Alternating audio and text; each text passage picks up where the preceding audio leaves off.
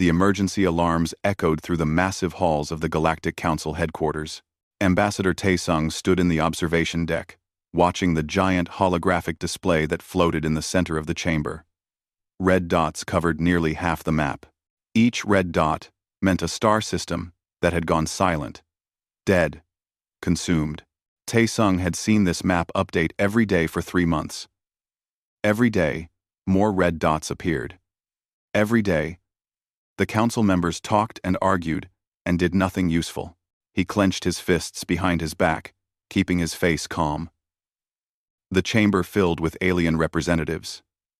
Taesung recognized most of them now. The tall, insect-like beings from the Archon systems, the floating jellyfish creatures who spoke through translation devices, the reptilian warriors who once commanded the greatest fleet in the galaxy. Now, they all looked tired, scared. High Chancellor Vexra entered the chamber last. She moved on 4 legs, her mantis-like body covered in ceremonial robes that dragged on the floor. Her large compound eyes swept across the gathered representatives before settling on the holographic map. She said nothing for a long moment. "The Kresh homeworld has fallen," she finally announced. Her voice was translated into hundreds of languages simultaneously. "We received the final transmission 6 hours ago. The Void Swarm has consumed everything. 4 billion souls. Gone." Silence filled the chamber. The Kresh were the military backbone of the council. Their warriors had fought in every major conflict for 1,000 years. If they could not stop the swarm, who could? "Our combined fleets have engaged the enemy 17 times, Vexra continued. "We have lost 40% of our ships. The swarm adapts to every weapon we use. Our scientists cannot explain how it thinks, how it moves.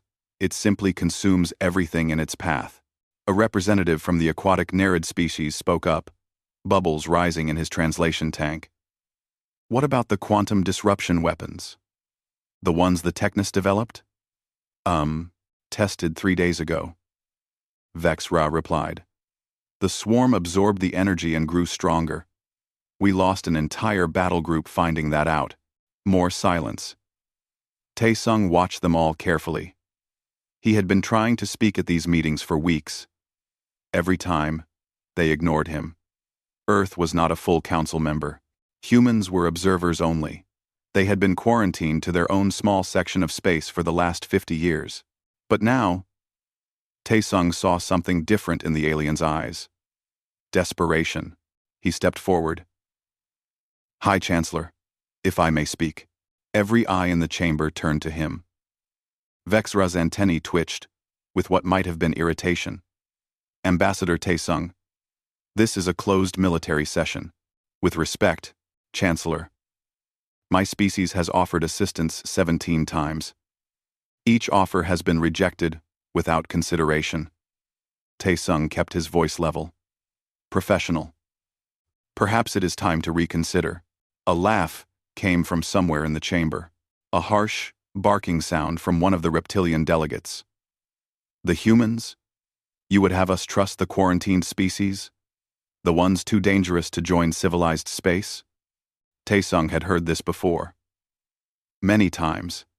"Yes," he said simply. "Those humans. The dangerous ones. Accident. Accident. Yes." Vexra raised one of her front legs, calling for silence. "Ambassador, your species was quarantined for good reason. The council studied your history. The wars. The weapons. The casual way you treat violence." She paused. "We documented 300 major conflicts on your world before you even achieved spaceflight. You fought with nuclear weapons while still living in primitive conditions. You created diseases as weapons. You bombed your own cities." "Yes," Taesung said again. "We did all of that." Taesung 7. "Duarm, and you expect us to invite such madness into our civilized space? Now, when we are already facing extinction?" Taesung looked around the chamber slowly. "I expect you to survive. That is all." But you cannot survive with the same thinking that has failed for 3 months. The Void Swarm does not care about your civilization. It does not care about your ethics or your rules or your proper way of doing things. It only consumes. He pulled out a small data device and placed it on the podium in front of him. Commander Hana has been observing your military operations from our observation post. She has prepared tactical assessments, battle plans, strategies that might work where yours have failed. Might? Another representative spoke up. You offer us uncertainty? I offer you a chance, Tae-sung said. Your certainty has lost 40% of your fleet. Vexra's antennae twitched again. Tae-sung could not read her expression, but he sensed something shifting in the room. Fear and pride were at war in these aliens. Fear of the swarm, fear of humans. Pride in their civilization. Pride that would not let them admit they needed help from a species they considered barbaric. The Council appreciates your offer, Vexra said carefully. But we have protocols. Standards. We cannot simply... The holographic map flickered. New red dots appeared. 5 of them. 5 more systems gone, in the time they had been talking. Vexra stared at the map. Her mandibles clicked together, a sign of stress in her species. Around the chamber, the other delegates watched in horror as the red spread across the display. How long? Someone whispered. How long? Before it reaches the core worlds.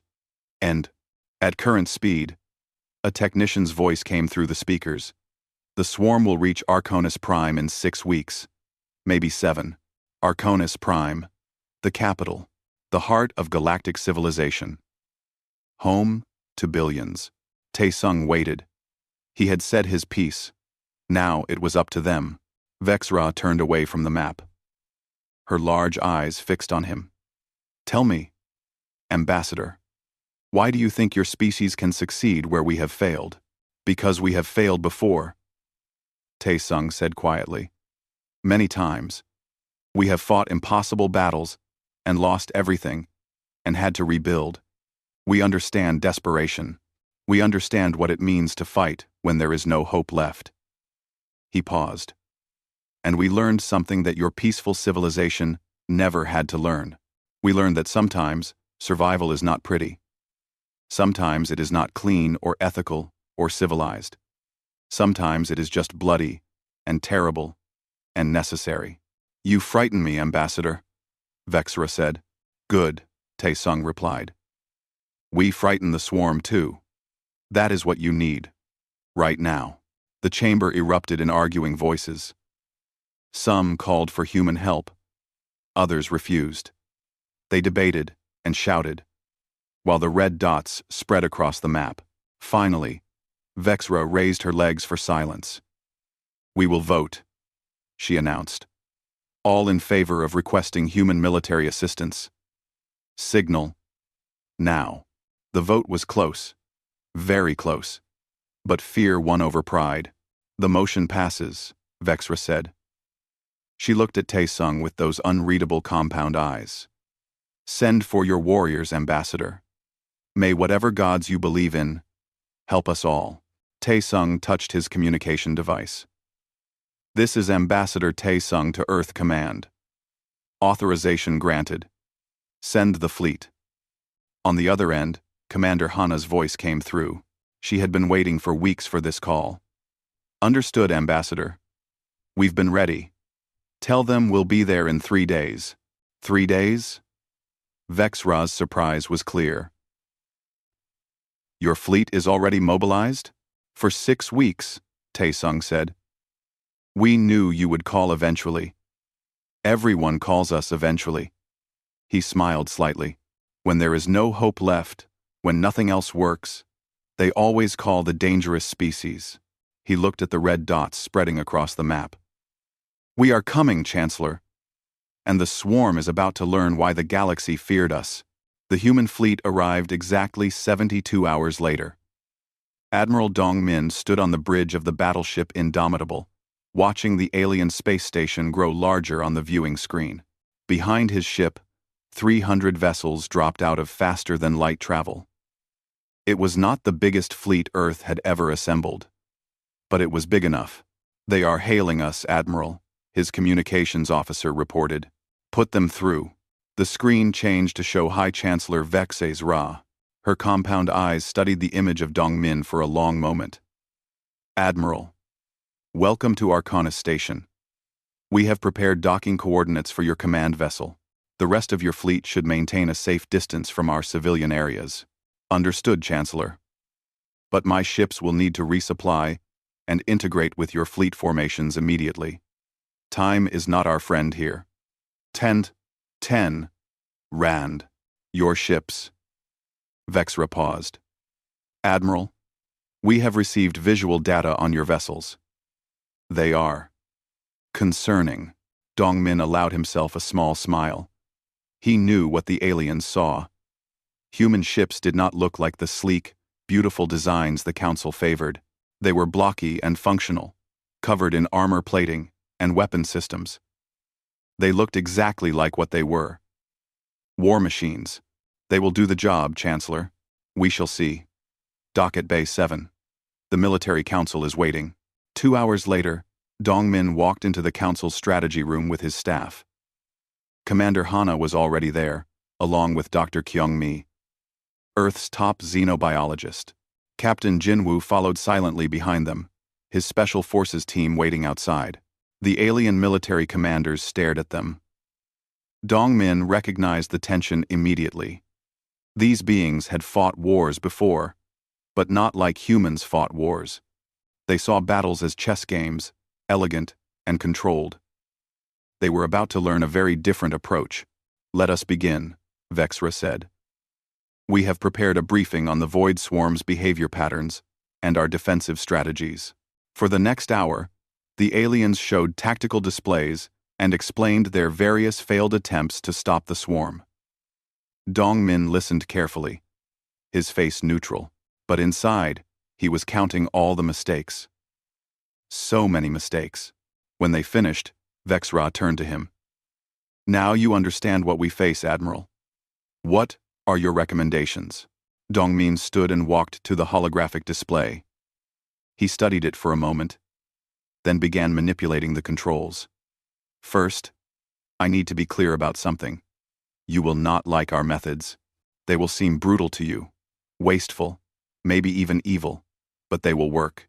We did not call you here to commit atrocities, Admiral," one of the reptilian commanders said. "No, you called us here to win." Dongmin pulled up a new tactical display. "Dr. Kyung-mi, please share your analysis." The xenobiologist stepped forward. She was young for such an important position, but her eyes were sharp and focused. "I have studied all available data on the swarm. It operates with perfect efficiency, every movement calculated, every attack optimized. It is completely logical. And that is its weakness." Dongmin finished. "Perfect logic cannot predict illogical behavior." "Explain," Vex, Ra demanded. Kyung-mi pulled up a video of a recent swarm attack. "Watch here. When your ships retreat in formation, the swarm predicts the retreat path and cuts them off. When you fire your weapons in coordinated patterns, it adapts and shields the critical areas. When you follow standard military doctrine, it counters perfectly." "Because that is proper military doctrine," a commander argued. "We cannot simply abandon thousands of years of strategic knowledge." "You can," Dongmin said flatly, "or you can die following it. Your choice." The room went silent. Vexra's antennae twitched. "Show us your plan, Admiral." Rhyme. Dongmin changed the display to show a recent battle. Last week, Pilot Yuna led a fighter squadron against a swarm scout group. She did not follow any standard attack pattern. Her ships flew erratically. They broke formation randomly. They fired at targets that made no tactical sense. He smiled. The swarm could not predict her movements. She destroyed 3 scout vessels and lost only 2 fighters. That is the best kill ratio any fleet has achieved in 3 months. She was lucky, someone muttered. She was unpredictable, Dongmin corrected. Luck is just chaos that works in your favor. And chaos is what humans do best. He pulled up a new tactical map. Here is what I propose. We create a false target. A colony world that appears to have valuable resources and a large population. We broadcast signals, fake communications, everything to make it look important. Then we evacuate the real population secretly, and then we let the swarm take it. We bait them in with everything we have. When they commit their forces to consuming the planet, we hit them with everything. Nuclear weapons, viral agents, antimatter bombs. We turn that planet into a graveyard. The room erupted. Aliens shouted in a dozen languages. The translation system struggled to keep up. You would destroy an entire world. Vexra's voice cut through the noise. That is monstrous. That world is already doomed, Dongmin said calmly. The swarm will take it eventually. But we can choose how it happens. We can make them pay for every meter of ground they take. We can turn their feast into a trap. The Council will never approve such a plan. Then the Council will lose this war. Dongmin's voice was hard now. You called us because your way was not working. Now you have to trust our way. Or send us home and wait for the swarm to eat you. Vexra stared at him. The tension in the room was thick enough to cut with a knife. Captain Jinwoo stepped forward. Hi, Chancellor. My team can go behind swarm lines, plant tracking devices, gather intelligence. We can give you real-time data on their movements. Behind their lines? A commander laughed. That is suicide. Every probe we sent was destroyed immediately. Probes are predictable, Jinwoo said. Humans are not. My team volunteers for this mission. You understand you may not return? Jinwoo nodded once. Yes, we understand. Vexra looked from one human to another. Dongmin could see the conflict in her alien features. She was afraid of them, afraid of what they represented. But she was more afraid of the swarm. I must consult with the Council, she said finally. We will reconvene in 6 hours. The humans left the meeting room. In the hallway outside, Commander Hana joined them. They are terrified of us, she said quietly. Good, Dongmin replied. Let them be terrified, as long as they stay out of our way. Good, and if they do not approve your plan, then we go with Plan B, which is, Dongmin smiled grimly. We do it anyway. We did not come here to lose. Hana, we came here to win. And humans always find a way to win. In another part of the station, Pilot Yuna sat in a bar with several alien pilots. They were asking her questions about her tactics. How did she decide where to fly? How did she choose targets? I do not decide, she said, drinking from a glass of earth whiskey. I just react. I see an opening. I take it. I feel a threat. I dodge. No thinking. Just doing. But military doctrine says, military doctrine is written by people who already won, Yuna interrupted. Out there, right now, we are losing. So we need to do things nobody wrote down. We need to do things the swarm has never seen before. One of the aliens, a young pilot from the Nerid species, leaned forward. Yuna grinned. First lesson. Stop thinking so much. Your brain is too slow. Trust your instincts instead. But instincts are primitive. Uncivilized. Yeah, Yuna agreed. And right now, primitive and uncivilized is exactly what we need. Back in the strategy room, the council members argued through the night. Some wanted to accept the human plan. Others wanted to send them home. They debated ethics and morality while the red dots spread across the map. Finally, as dawn broke over Arcana Station, Vexra made her decision. Send for Admiral Dongmin, she ordered. Tell him his plan is approved. May the cosmos forgive us for what we are about to do. The war changed after the humans arrived. It did not change slowly or gently. It changed like a storm breaking over a calm sea. Colonel Hyun-woo stood on the command deck of a transport ship, watching the planet below. Valoria Prime. Home to 2 billion people. A beautiful world covered in purple oceans and green forests. The Council had picked this world to defend. The swarm was coming, and Hyun-woo's ground forces would be the last line of defense. Sir, the evacuation transports are leaving now. His second-in-command reported. Civilian population is down to essential personnel only. And our troops? 40,000 soldiers, 20,000 human, 20,000 from Council species. All volunteers. Hyun-woo nodded. The aliens had been surprised that any of their own warriors wanted to fight alongside humans. But some had stepped forward. Young soldiers who saw the swarm spreading across the map and decided that pride was less important than survival. Get everyone into position. The swarm will be here in 12 hours. Down on the surface, medic Soo-jin set up a field hospital in what used to be a school. The building was empty now. All the children had been evacuated weeks ago. Now it was just beds and medical equipment and the smell of disinfectant. Her assistant, a young alien medic named Ralkis, watched her work with fascination. You are very efficient, he observed. But why do you prepare so many beds? Surely we will not have that many wounded. Trock. Soo-jin looked at him with tired eyes.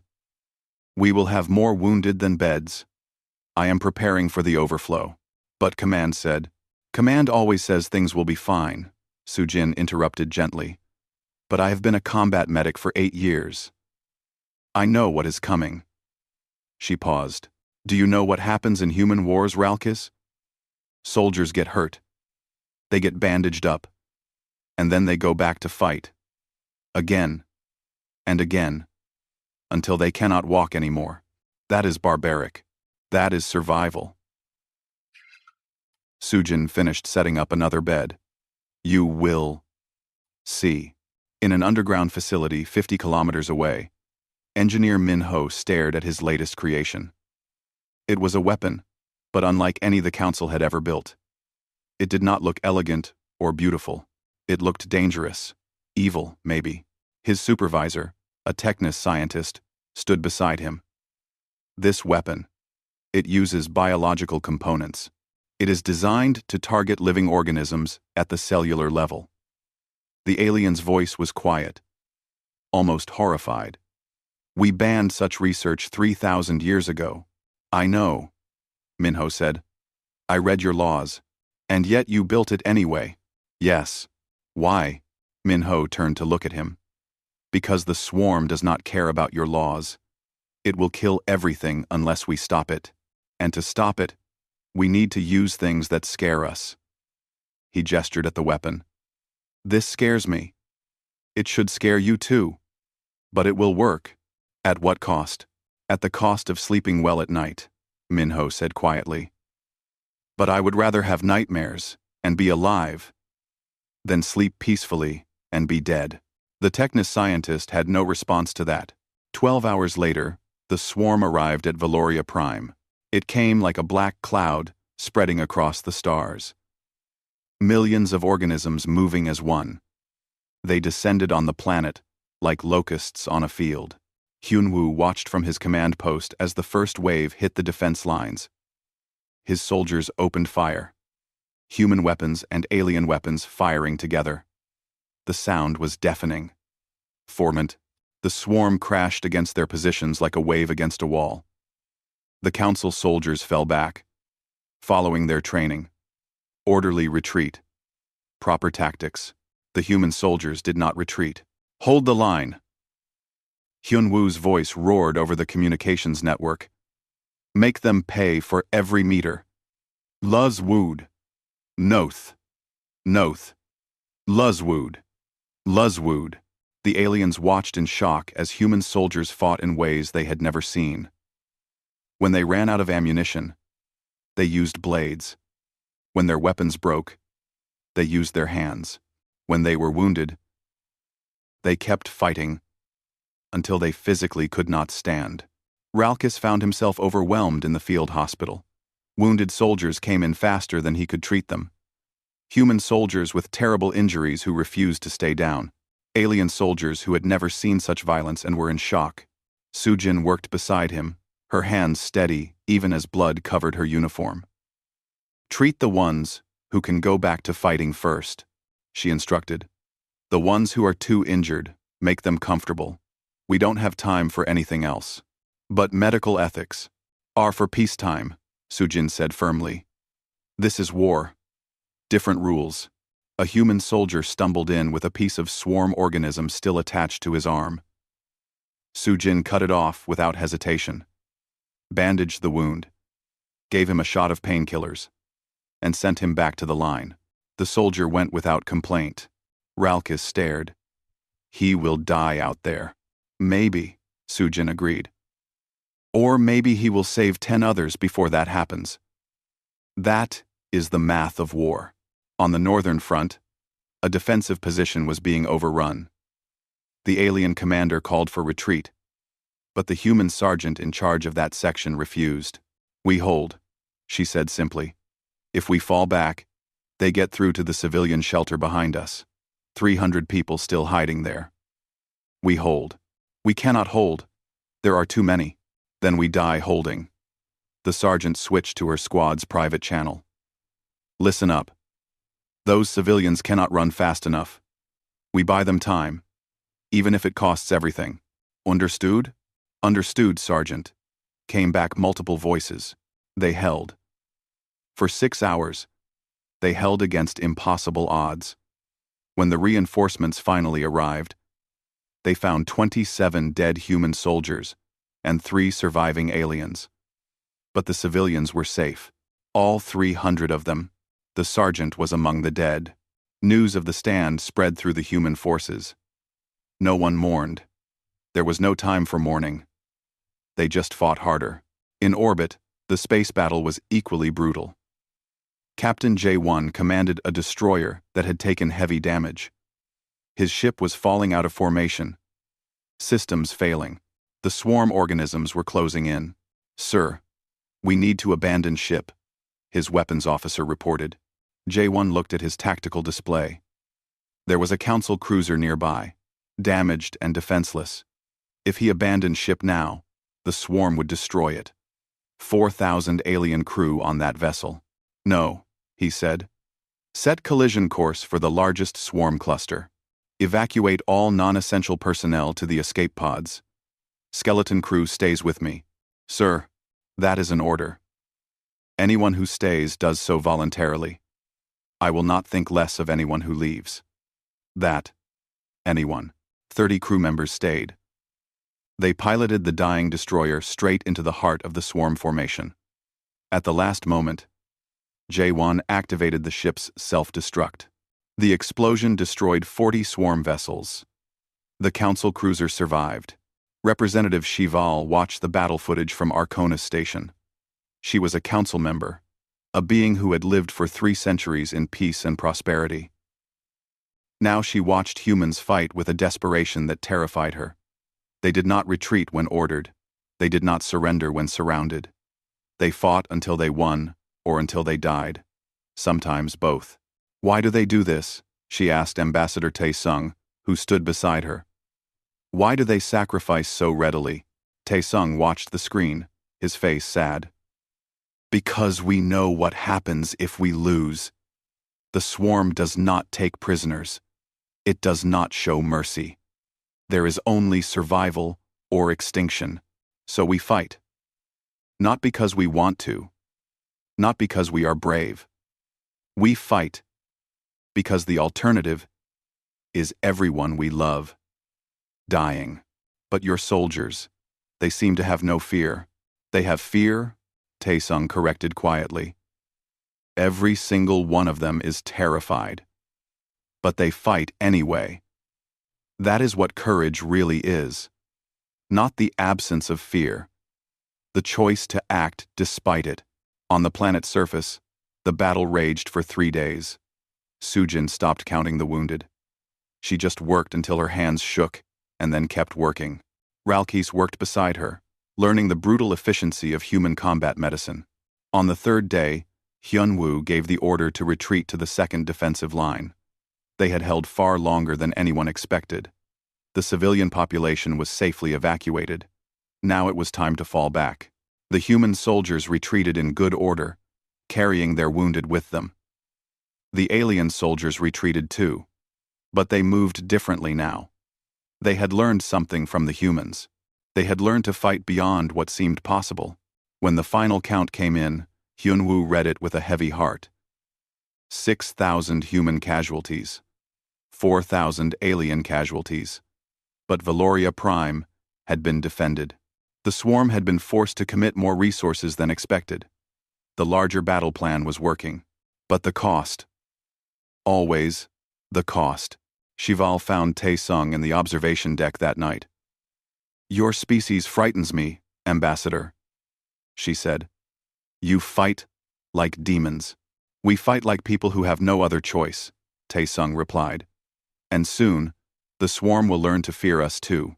The mining colony of Terminus 4 had been abandoned for 2 weeks. The evacuation had been quiet and secret.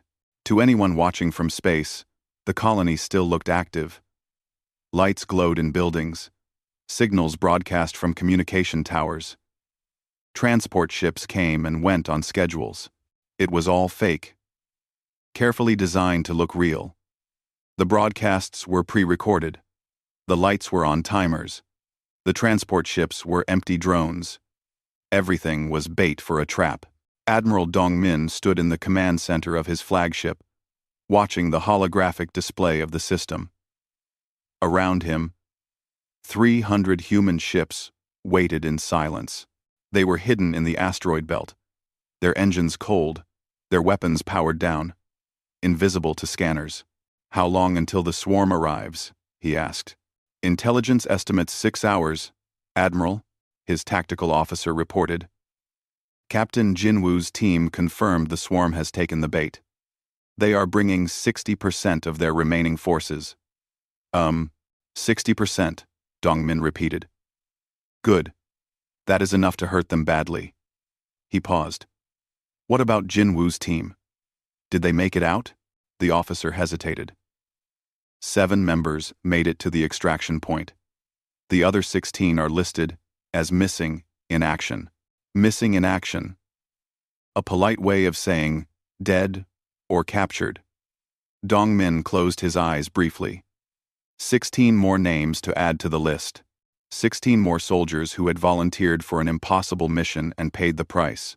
"Send their families the standard notification," he said quietly. "Make sure they know their loved ones died, buying us this chance." "Yes, sir." On the planet's surface, a skeleton crew of 300 volunteers waited in hidden bunkers. They were not combat troops. They were engineers and technicians. Their job was simple and terrible. When the swarm was fully committed, when every enemy organism was on the planet's surface, they would trigger the weapons that Minho's team had spent weeks installing. Captain Yuna led a fighter squadron in high orbit, far enough away to avoid detection. Her ships were silent, waiting. She checked her instruments for the 100th time. Everything was ready. Now they just had to wait for the enemy to arrive. "All pilots, this is Yuna. Remember the plan. When the trap springs, we hit them from above. Fast and hard.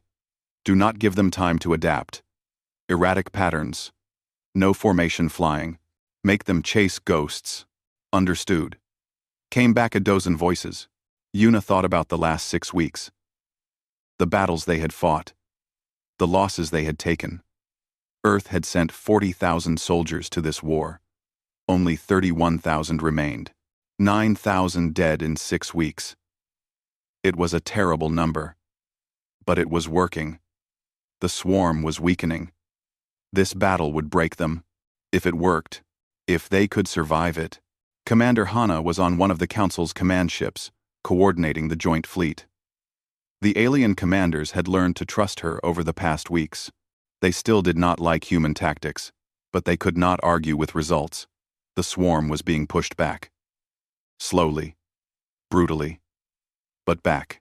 "All ships report ready," an alien officer said. The trap is set. Then we wait, Hana said.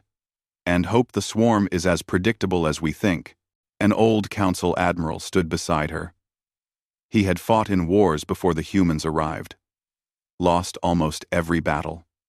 Now he watched humans coordinate a battle plan that violated every rule he had ever learned. Commander Hana, he said quietly. What you are about to do.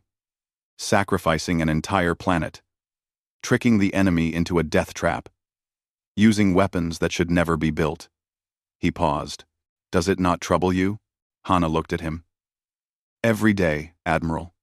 Every single day. I think about what we are doing, and I feel sick. But I do it anyway. Because the alternative is worse. How do you live with it? Badly, Hana said. We live with it badly. We have nightmares. We question ourselves. We wonder if we have become monsters. She turned back to the display. But we do it anyway. Because someone has to. And if we fail, there is no one else. The swarm arrived exactly on schedule. The black cloud of organisms descended on Terminus 4 like a disease. They spread across the planet's surface, beginning the consumption process. The fake signals had worked perfectly. The swarm thought this was a rich target, worth committing major resources. Dongmin watched the display as more and more swarm vessels entered the system. 40% of their forces. 50%. 55. They kept coming. Not yet, he whispered. Let them commit. Let them all come. On the planet's surface, the volunteer crew watched their scanners. The swarm was spreading across every continent, consuming the abandoned buildings, taking the bait completely. The crew leader was a woman named Sun Hee. She had been a mining engineer before the war. Now, she was the person who would decide when 40,000 humans had died for nothing or for victory. How many? She asked her scanner operator. 62% of swarm forces on planet surface, more landing every minute. Sun Hee's hand hovered over the activation switch. Not yet. They needed as many as possible. Every enemy killed here was one that could not attack somewhere else. But wait too long and the swarm might detect the trap. 65%, the operator reported. Still, not enough. 68%. Sun Hee's finger touched the switch. Just touching. Not pressing. Not yet. 70%. She pressed the switch. Under the planet's surface, in the deep core where the mining operations had reached, Minho's weapons activated. They were not normal bombs. They were devices that manipulated the planet's own energy. Turned the core into a weapon. The planet shook. The swarm organisms stopped moving, sensing something wrong. But it was too late. Sun Hee looked at her crew. 300 faces looking back at her. They all knew what was coming. They had all volunteered, knowing they would not leave this planet. It has been an honor, she said simply. The planet exploded, not all at once. It was a controlled detonation that began in the core and spread outward. A wave of impossible energy that consumed everything. The swarm organisms, the abandoned buildings, the bunkers where the volunteers waited. In space, the explosion looked like a new sun being born. The shockwave spread outward, catching the swarm vessels that were still in orbit. Now! Dongmin roared. All ships, attack! The human fleet emerged from the asteroid belt. Weapons firing. Engines burning at maximum. They hit the swarm from behind while the enemy was still reeling from the planet's destruction. Yuna's fighters dove from above. All wings, attack pattern chaos, make it hurt. The battle that followed was not elegant. It was not beautiful. It was brutal and desperate and efficient. The humans had learned the swarm's patterns over 6 weeks of fighting. Now they used that knowledge to tear the enemy apart. Hana's joint fleet attacked from the side. Council ships and human ships fighting together. The aliens had learned human tactics. They fought with the same desperation now. The same refusal to give up. The swarm tried to adapt, tried to counter, but they were surrounded, damaged, and confused. The trap had worked too well. Enemy forces at 40% strength. The tactical officer reported. 30%. 20%. Dongmin watched the display. The swarm was broken. After months of being unstoppable, they were finally being stopped, being destroyed. Do not let any escape, he ordered. Hunt them down. All of them. The battle lasted 6 more hours. When it ended, the swarm presence in the sector was gone. Destroyed. The black cloud that had consumed half the galaxy was finally broken. But the cost. Dongmin received the final casualty reports. 40,000 dead. The entire volunteer crew on Terminus 4. Another 8,000 in the space battle. Ships destroyed. Families that would never see their loved ones again. He stood alone in his quarters that night, staring at the list of names. 40,000 names. 40,000 people who had trusted him, who had followed his orders, who had died winning this battle. There was a knock on his door. Hana entered. She looked as tired as he felt. The council is calling it a great victory, she said. They want to hold a ceremony. Give us medals. See. Go. Go. Do they understand what we did? Dongmin asked quietly. We destroyed a planet, killed 40,000 of our own people, used weapons that should never exist. They understand we won, Hana said. That is all that matters to them right now. Is it all that matters to you? Hana was quiet for a long moment. No, but it is enough. We saved billions, Admiral. Maybe trillions. The swarm is broken. Yes, we paid a terrible price, but we paid it willingly. We chose this. Dongmin looked at the list of names again. I hope they think it was worth it. Wherever they are now, I hope they think their sacrifice mattered. It did matter, Hana said firmly. It mattered because we are still here. Because the galaxy is still here. Because we refuse to give up. She paused. That is what makes us dangerous, Admiral. Not our weapons, not our tactics, our refusal to accept defeat, even when it costs everything. 3 months after the Battle of Terminus 4, the Galactic Council chambers were filled again. But this time, it was not an emergency session. It was a trial. Not a trial of the swarm. The remaining enemy forces were being hunted down by joint, human, and council fleets. They were scattered and weak. The threat was over. This was a trial of humanity itself. Ambassador Tae-sung sat in the defendant's chair, if it could be called that. Around him, council members from hundreds of species filled the galleries. Some looked at him with gratitude, others with fear. Many with both emotions mixed together. High Chancellor Vexra stood at the central podium. She looked older than she had 3 months ago. The war had aged everyone. This hearing is called to order, she announced. We are here to determine the status of humanity within the Galactic Council. The question before us is simple. Are humans too dangerous to be allowed full membership? Should they return to quarantine? Or should they be welcomed as full members of our civilization? Tae-sung listened quietly. He had expected this. The moment the war ended, the old fears would return. Humans had saved the galaxy. But they had also shown everyone exactly how they fought, how they thought, how they solved problems that seemed unsolvable. And it terrified the civilized species. The prosecution, if it could be called that, began their arguments. A representative from the Technus stood and presented evidence. Images of destroyed worlds, casualty reports, details of the weapons humans had built. They destroyed an entire planet, the representative said. They sacrificed 40,000 of their own people without hesitation. They built biological weapons. They fought in ways that violate every convention of civilized warfare. He paused. And worst of all, they taught others to fight this way.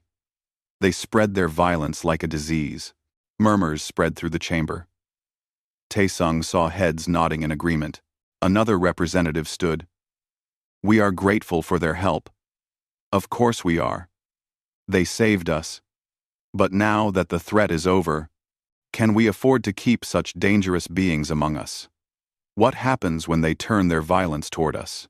More agreement. The fear was clear in every face. Admiral Dongmin watched from the observation gallery. He had been ordered not to speak at the hearing. His presence was controversial enough, but he watched Tae-sung sit there calmly, accepting the accusations. They do not understand, Dongmin muttered to Hana, who sat beside him. They understand fear. Hana replied. That is all they have ever known. Peace, order, civilization. We showed them something different. We showed them chaos and violence and survival at any cost. Of course they are afraid. Then we are doomed already. Maybe, maybe not. Wait and see. The prosecution continued for hours. Every human action during the war was examined and criticized. The tactics, the weapons, the casualties, the methods. Finally, Vexra called for the defense to speak. Ambassador Tae-sung, you may present your case. Tae-sung stood slowly. He looked around the chamber at all the faces watching him, judging him, fearing him. I have heard everything that has been said today, he began. And I will not argue against any of it. We did destroy a planet. We did sacrifice 40,000 people. We did build terrible weapons. We did fight in ways that horrify you. He paused. We did all of that. And I will not apologize for it. Shocked silence filled the chamber. You called us dangerous. Tae-sung continued. And you were right. We are dangerous. But you misunderstood what makes us dangerous. It is not our weapons. It is not our tactics. It is not our willingness to fight. He looked directly at Vexra. What makes us dangerous is our refusal to give up. Our refusal to accept extinction. Our refusal to die, quietly. He pulled up a holographic display. You say we sacrificed 40,000 people without hesitation. You are wrong. We hesitated. Every single one of us. But we chose to do it anyway because the alternative was billions dead. Trillions. The entire galaxy consumed. Another display appeared. Images of council worlds. Cities. Families. Children playing in parks. This is what we saved, Tae-sung said quietly. Not abstract numbers. Not strategic positions. Lives. Real lives. Every person in this chamber exists because those 40,000 chose to die. He changed the display again. Now it showed names. Thousands of names scrolling past. These are the humans who died in the war.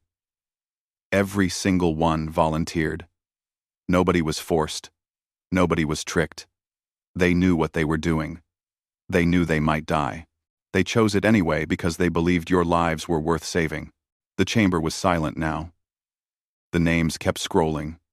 Name after name after name. You ask if we are too dangerous, Tae-sung said. Let me answer that question. Yes. We are dangerous.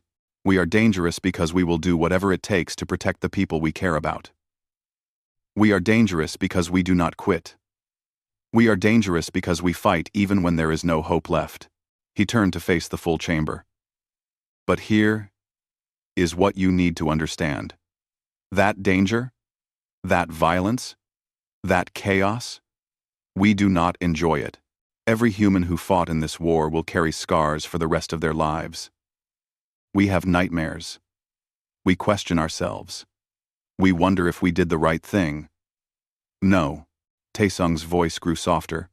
We are not monsters who kill without feeling. We are people who kill despite our feelings. And that is the difference you need to understand. Vexra spoke for the first time in hours. Ambassador, what you describe sounds like torture. Why do you do this to yourselves? Because someone has to, Tae-sung said simply. Someone has to be willing to make the impossible choices. Someone has to be willing to carry the weight of those choices. Your civilization is beautiful, peaceful, ethical. I envy that. But peace, only exists because someone is willing to defend it. Ethics only matter because someone is willing to fight for them. He gestured at the scrolling names. These people died so your civilization could continue to be beautiful and peaceful and ethical. They died so you could sit here and judge them for how they fought. And you know what? They would do it again. Because that is who we are. The chamber remained silent. A voice spoke from the gallery. May I speak? Everyone turned to see a small figure standing. It was Ji-hye, a civilian volunteer who had worked on evacuating Terminus 4. She was young, barely 20 years old. She had no military rank, no official position. But Vexra nodded. Speak. Ji-hye walked down to the chamber floor. Her hands shook slightly, but her voice was steady. I am not a soldier. I am not a diplomat. I worked in data analysis before the war. When the evacuation order came for Terminus 4, I volunteered to help coordinate the civilian exodus. She pulled up her own display. Images of families leaving their homes, children carrying toys, old people taking one last look at the world they were leaving forever. We evacuated 2 million people in 2 weeks, Ji-hye said. Every single one of them asked the same question. Why? Why did we have to leave? What was happening to their planet? She paused. We could not tell them. The operation was secret. So we lied. We said it was a temporary evacuation. A safety measure. We told them they could come home soon. Her voice cracked slightly. They never went home. Their planet was destroyed. 2 million people lost everything. And it was the right choice. I know that. But I still see their faces every night. I still hear them asking when they can go home. She turned to face the council. You think humans do not feel the cost of war? You are wrong. We feel it every day. Every moment. We carry the weight of every choice we made. Every life we could not save. Every person we lied to for the greater good. Tears ran down her face now. We are not monsters. We are just people who chose to carry burdens that no one else would carry. Silence. Complete silence in the chamber. Vexra stood. Her compound eyes studied Ji-hye for a long moment. Then they moved to Tae-sung, then to Admiral Dong-min in the gallery. I have a question, Vexra said. If we vote to quarantine your species again, if we reject your membership, what will you do? Tae-sung met her gaze. We will go home. We will mourn our dead. We will try to heal from this war. He paused. And we will hope you never need us again. But if you do, if another threat comes, if another impossible situation appears, we will come. Because that is who we are.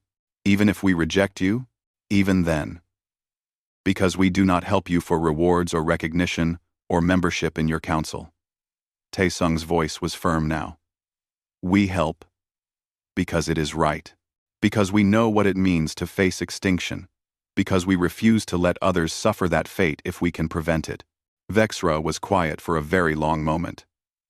Then she turned to address the full council. I have lived for 3 centuries, she said. I have seen civilizations rise and fall. I have seen peace, and I have seen war. But I have never seen anything like humanity. She paused. Aktiyuf, they frighten me. Their methods frighten me. Their willingness to sacrifice frightens me. But I understand now what I did not understand before. She looked back at Tae-sung. You are dangerous. But not in the way we thought. You are dangerous because you remind us that civilization is fragile. That peace is not permanent. That sometimes survival requires choices that haunt us forever. She paused again. And you are willing to make those choices, so we do not have to. You carry the weight, so we can remain innocent. Vexra straightened. I call for a vote. All in favor of granting humanity full council membership. Signal now. The vote was not close this time. Motion passes, Vexra announced. Humanity is granted full membership, with all rights and responsibilities thereof. With one additional condition. Vexes. Taesung waited. Human military advisors will be assigned to Council Defense Forces. You will teach us to fight. Not because we want to become like you, but because we need to understand what you understand. That sometimes, peace must be defended with violence. That sometimes, survival requires sacrifice. She paused. And perhaps, if we learn from you, the next time we face extinction, we will not need to call the dangerous species. We will be able to defend ourselves. Taesung bowed slightly. We will teach what we know, but I pray you never have to use it. As do I, Ambassador. As do I. Later that night, Taesung stood on the observation deck with Admiral Dongmin. They looked out at the stars, at the galaxy they had helped save. Do you think they learned anything? Dongmin asked. I think they learned to fear us, Taesung replied. Is that enough? It is a start. Taesung smiled slightly. Fear can be a teacher.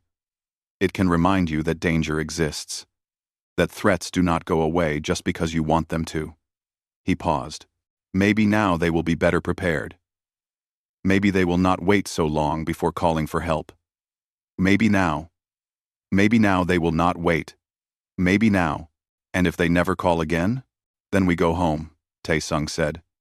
And we hope that peace lasts forever. Even though we know it will not. They stood in silence, watching the stars. Somewhere out there, the last of the swarm was being hunted down. Somewhere, memorial services were being held for the 40,000 dead. Somewhere, families were mourning, but the galaxy survived. Billions of lives continued. Children played in parks. Old people told stories. Artists created beauty. Scientists discovered truth. All because some humans decided that sacrifice was better than surrender. That fighting was better than dying. That hope was worth any cost. They were the dangerous species, the ones who refused to give up, the ones who would do anything to survive, and the galaxy would never forget it.